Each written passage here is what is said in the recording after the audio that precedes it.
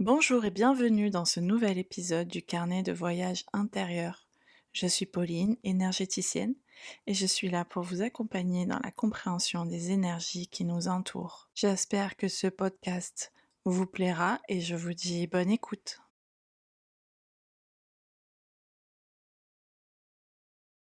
Je suis vraiment heureuse de te retrouver aujourd'hui pour te parler d'un thème qui, à mon avis, touche chacun d'entre nous à un moment ou à un autre, le lâcher-prise et l'acceptation.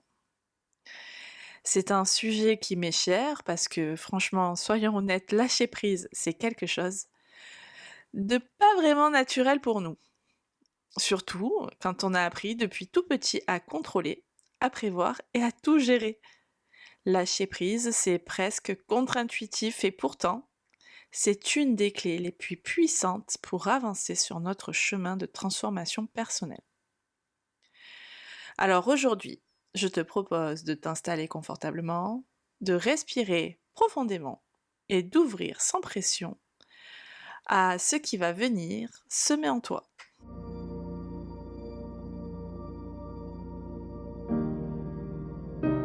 Dans un premier temps, j'aimerais qu'on parle de pourquoi le lâcher-prise est-il si important. Quand on parle de transformation, de changement profond, il y a toujours cette idée: je veux évoluer, je veux me libérer, je veux être plus aligné avec moi-même. Mais parfois, on se rend compte que ce qui nous retient, ce n'est pas un manque d'effort, ce n'est pas un manque de volonté, c'est juste qu'on s'accroche encore à des choses qu'on devrait laisser partir. Tu vois, c'est comme essayer de grimper en haut d'une montagne en portant un sac énorme sur le dos rempli de pierres. Parfois, on voudrait juste déposer ce sac, mais on a peur. Et si j'avais besoin de ce sac plus tard? Et si je perdais quelque chose d'important? Lâcher prise, c'est choisir de poser ce sac. De dire: je me fais confiance pour avancer sans tout contrôler.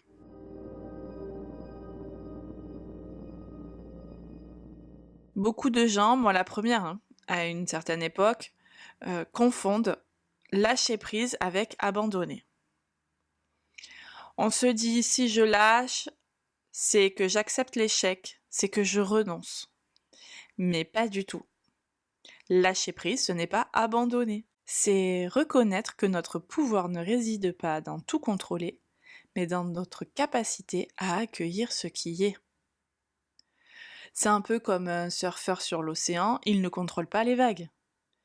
Il ne peut pas décider de leur taille, de leur direction, mais il peut apprendre à les lire, à les sentir et à danser avec elles. La vie, c'est pareil.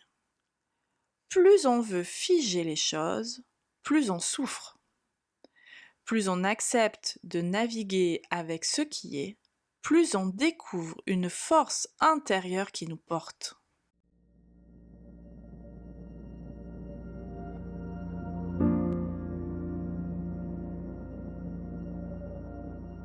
Alors vous allez me demander pourquoi c'est si difficile? Honnêtement, parce que lâcher prise vient toucher directement nos peurs. Peur de perdre ce qu'on aime, peur que rien ne vienne remplacer ce qu'on laisse partir, peur de ne pas être assez. Et je crois aussi qu'on est élevé dans l'idée que plus on lutte, plus on mérite. Plus on s'accroche, plus on prouve qu'on est courageux et digne. Je me souviens d'une période où je voulais tellement réussir un projet que j'étais littéralement crispée. Je ne vivais plus que dans l'attente du résultat. Et malheureusement, le projet a capoté, ça s'est arrêté, ça a été extrêmement long. Pourquoi? Parce que je n'avais plus de joie, je n'avais plus de fluidité. J'étais uniquement dans la peur de perdre et c'est ce qui est arrivé. À l'inverse, à chaque fois que j'ai réussi à relâcher, à me dire je donne le meilleur de moi et je laisse faire la vie, je la laisse faire le reste, eh bien c'est là que les choses ont fleuri naturellement.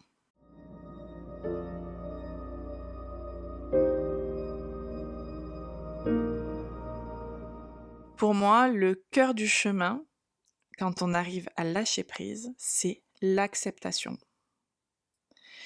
Alors attention, accepter, ce n'est pas aimer tout ce qui arrive, ce n'est pas se résigner.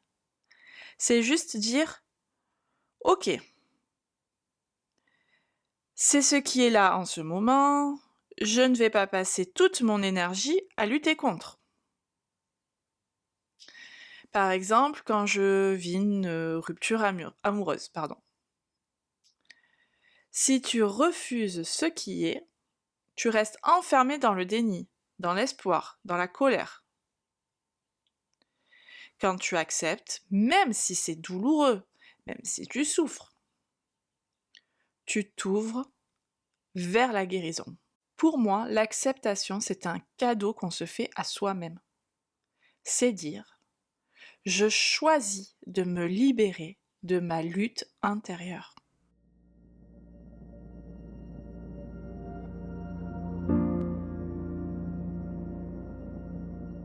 Alors, comment cultiver le lâcher-prise au quotidien ?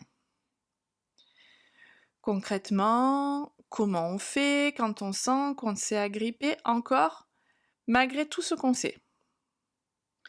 Il y a pour moi plusieurs clés. Première clé, observer.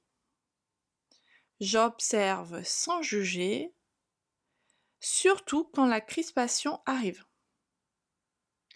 On peut se demander qu'est-ce que j'essaie de contrôler ? Et si je relâchais juste un peu, qu'est-ce qui se passerait ?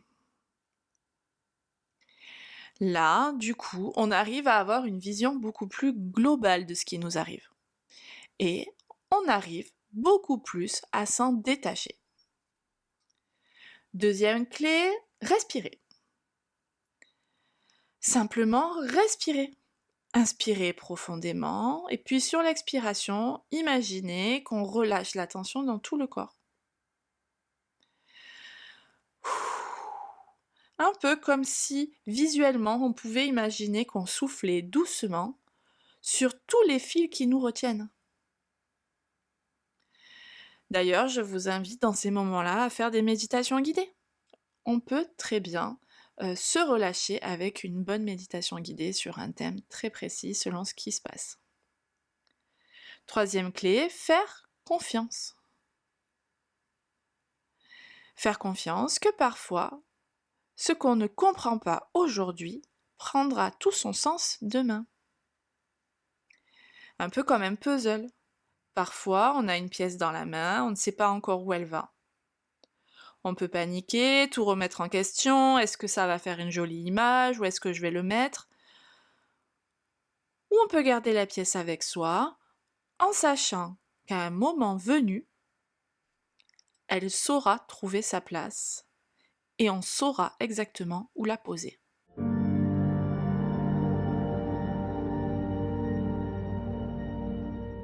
Ce que le lâcher-prise transforme en nous, c'est quelque chose de magique. On retrouve notre légèreté, on reconnecte notre souffle, on découvre que la vie est bien plus simple parfois, que tout n'a pas besoin d'être forcé. Et souvent, je vous assure, c'est ce qui arrive, c'est que la vie nous surprend. Elle nous apporte des cadeaux auxquels on n'aurait même pas pensé.